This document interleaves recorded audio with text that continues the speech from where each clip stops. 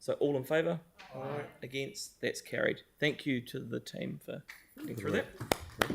Right, so can we go to wastewater treatment plant? So can we get the team to the table?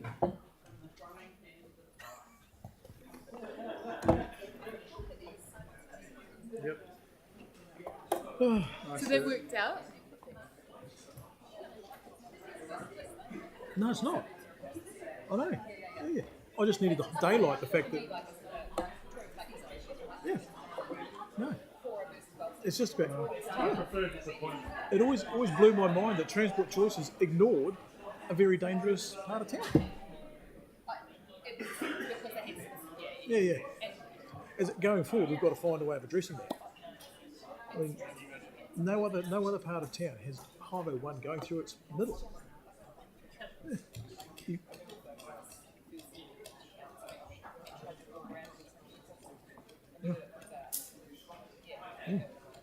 Yeah. Can we just have the room? So, Aaron, we're going to get back into it. So if we could just, if people are here for the meeting, they're here for the meeting, and if they're not, they're not.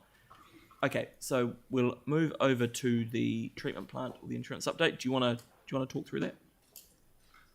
Thank you, Chair. This is a quarterly update to this committee on the progress regarding the insurance claim for the Christchurch wastewater treatment plant fire. You've had circulated this morning some answers to some questions that were asked yesterday, and I just want to emphasise that the design of the restoration is proceeding in line with our insurance entitlement. The report includes an updated adaptive recovery plan and a communications plan, which was requested on the last occasion by this committee. Happy to answer any questions. Thank you for that. Now, I just want to flag there are some amendments so Yanni's going to move the report and Celeste is going to second it, and there's some amendments that we're going to include in the substantive, and we'll just have them circulated and put up on the screen. But in the meantime, if people have got questions, now's the time to do it. Yanni.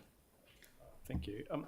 Can you just address the issue of what it means that ECAN's given us a significant notice of non-compliance? That may not be a question for me, Councillor, if I could perhaps address that to my colleague. So those amendments are on the screen too if people want to read them.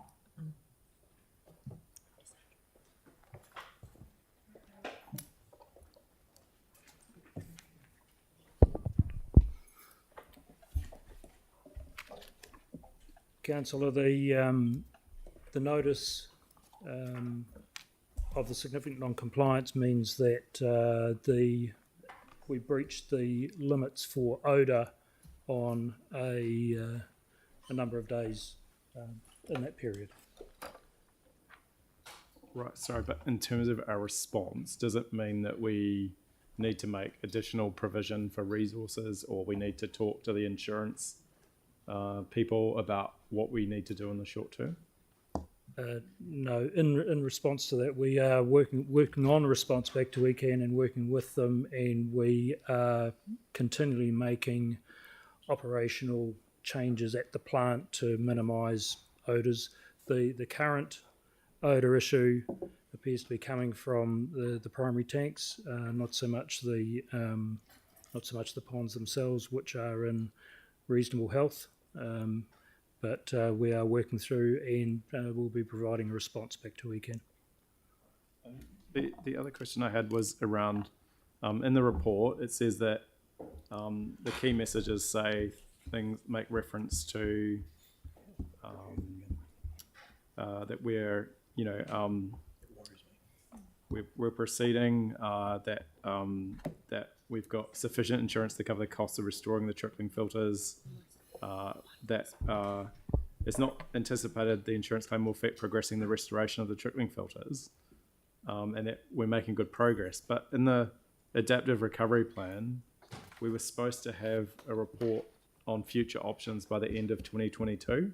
So can you tell me what's happened to the long-term options futures report that was supposed to come in the end of 2022, and why that hasn't been done, and when that's going to be done? through the chair, that's not a question I can answer today. I'll have to look into that one and get back to you. So, okay. So do we know? We don't know if the replacement study's been concluded yet. It's not a question I can answer today. Okay. Helen's been very clear at the beginning. There are Yeah. some questions we can't answer because Sure. of the ongoing insurance. Yeah. But definitely ask them, and we'll see how we can get them framed in the future in a way that doesn't compromise our position. Right. Okay. The only other question for staff is, in terms of the immediate response, and I don't want to be overly dramatic, but there are people that are suffering significantly in the immediate vicinity of the plant. Is there anything that's being done through the insurance process to get resources to help the people that are bearing the brunt of the plant being non-compliant? I'm afraid that's not an insurance matter. But there may be others who can, in terms of a wider address, which I think is captured within what is proposed on the screen. We've got a mover and a seconder. You good? Is everyone? Oh well, they've been included in the first one anyway. So, I'm comfortable with them. I'm assuming. Yep, they've been through. The team have worked through them to make sure they're capable of being implemented. So Yanni will move and Celeste will second. Is there any discussion, Victoria? Well, can I just ask the question, please, around the bit that says re-engage with key stakeholders? Have we got capacity in the team to be doing that piece of work at the moment? Yeah. So the advice was the advice I had. You talked about Brent. Through you, Mr. Chair, we are currently, the Three Waters team, we are currently looking at ways to, the most effective way to get back to the stakeholders and provide a bit more detailed technical information as to what's going on with the workings of the plant and what may not be causing the odours and all the things that we've been trying. So options there are actual community meetings.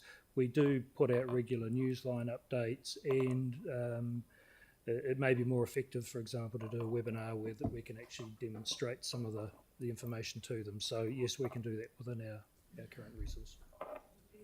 Kelly? Debate, is it? No. No questions. So are there any other questions? No. Okay. So that's been moved and seconded. Is there any discussion? Kelly? Thank you, Sam.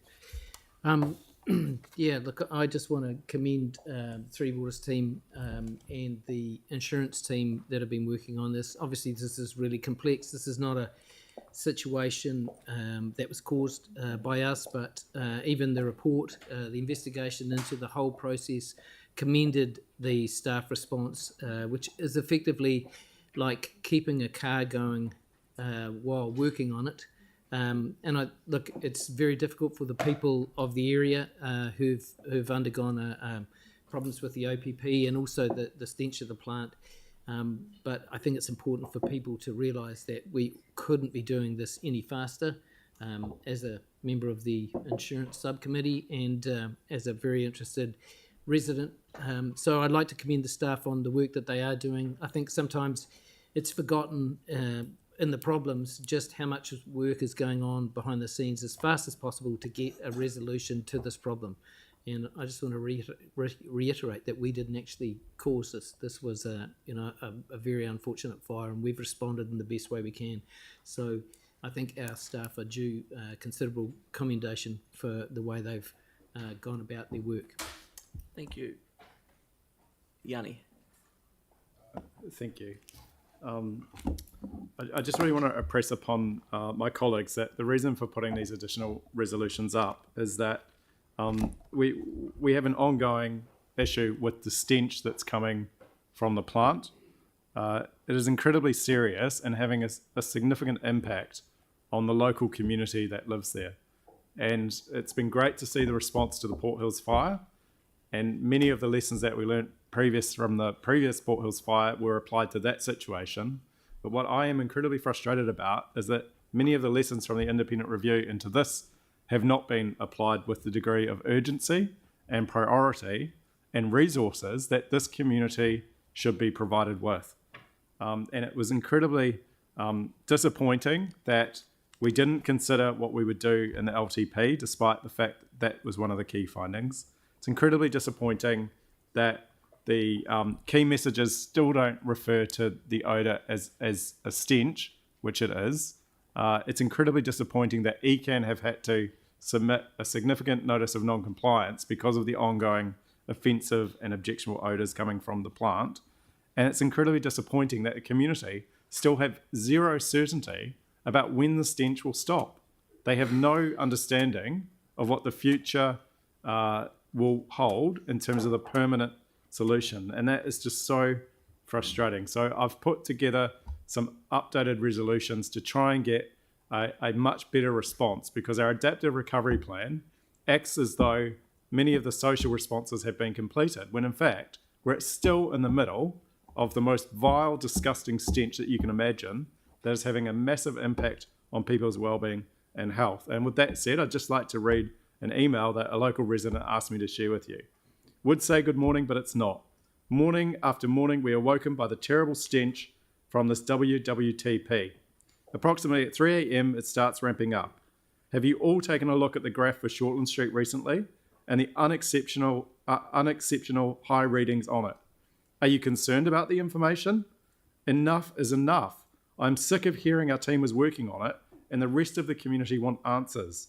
Can you please arrange an urgent meeting with the community liaison group as per the report, that it was advised that it would still keep us in the loop, not just an update email on what's being published to the public. This is not fair to be woken up every morning with a headache and feeling like you're going to vomit while eating your breakfast. We've been patient for long enough, don't you think? So that's the reality on the ground of what's happening. It has been horrific. If you look at the readings, they are almost double what the advisable health guidance recommendation is, which is 0.03, and we're getting up to 0.05, nearly getting up to double. It is completely unacceptable that this community should be suffering in this way and that we cannot find the resources to actually provide the support that's needed. We've done it with the Port Hills fires, so let's do it with this community as well. And let's acknowledge the fact that we are still having problems with this plant.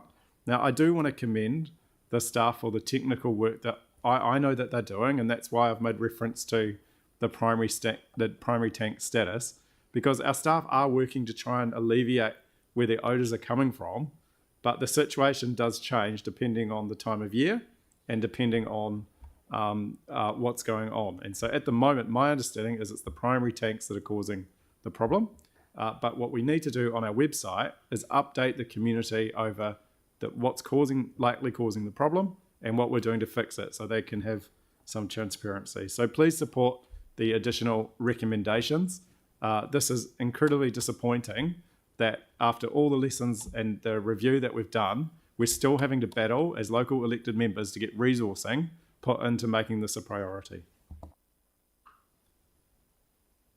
Okay, look, I'm more than happy, Yanni, to support these. I just think it's really unhelpful when we come in here and the staff don't have a chance to respond to a lot of that stuff, because a lot of that is factually incorrect. There's a lot I can't say publicly because we're working through it, but I just think it's really unhelpful, actually, when there's people working their guts out that are worried at night about this plant, that we come in here and do that. But look, on that note, I'm more than happy to support these. I think they are good suggestions, but we can't keep doing this if we want to rebuild trust and confidence in that community. There is no one working on this that doesn't want this to be done as quickly as possible, and they are working their guts out to do it. So it just frustrates me when that happens. So let's put that to the vote. All in favour? Against? That's carried.